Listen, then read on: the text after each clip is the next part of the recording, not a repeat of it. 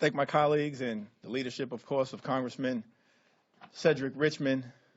We are in the midst of a police violence epidemic here in America that should shock the conscience of the nation. We find ourselves in a situation where time and time again, African American men are struck down by police officers without justification and then not held accountable by the criminal justice system. We are better than this in America. But in order for us to deal with the epidemic that we are confronting right now, an epidemic that takes us from the north to the south, to the east, to the Midwest, and to the West, an epidemic that is prevalent in all 50 states, and an issue that impacts all of the communities that we represent collectively as members of the Congressional Black Caucus. In order for us to deal with the police violence epidemic in America in a meaningful way, we need to have an open and honest discussion about the problem. We've come a long way in America, but we still have a long way to go. As these incidents again remind us, racism is alive and well in America.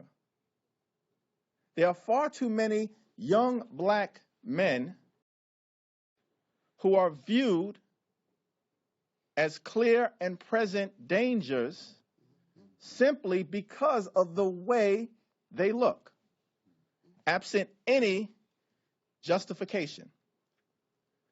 There are several of us who are members of the hip-hop generation. We stand here as lawmakers. But if we were to take off our suit and our tie, there are many police officers throughout the country who would treat us like lawbreakers, simply because of the color of our skin. And if America is not prepared to deal with that reality, we will continue to find ourselves here time and time again.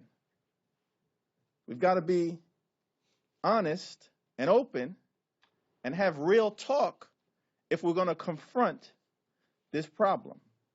Because there are an overwhelming majority of police officers who are there to protect and serve and do the right thing, but every department throughout America has been impacted in some way by the cancer of racism that has been in this country from the very moment that Africans were enslaved. And it continues to impact our country like a malignant tumor. That's the only way that you can explain the fact that we've got a problem in Baton Rouge, Louisiana, a problem in Minnesota, a problem in Staten Island, a problem in North Charleston, a problem in Baltimore, a problem in Columbus, Ohio, a problem all across the country. And so one of the things that we're calling for is for an immediate closed-door conversation with Speaker Paul Ryan and the relevant committee chairmen, including Bob Goodlatte of the Judiciary Committee, to which several of us currently sit, to discuss what we in Congress must do to deal with this issue. We have a national problem. It requires a national solution, and that is why Congress must act. Let me observe in closing that at the same time that we're trying to address the issue of police violence directed at African Americans throughout this country, there are many in this Capitol in the Senate and the House who have come to the conclusion that suspected terrorists should be allowed to purchase weapons of war, even if they're on the no-fly list, because of due process. Where's the due process for Alton? Where was the due process for Eric Garner? Where was the due process for Tamir Rice? Where was the due process for Freddie Gray? Where was the due process for Walter Scott? If our friends on the other side of the aisle are really concerned about due process and the 14th Amendment in America, let's deal with the issue of police violence. It's now my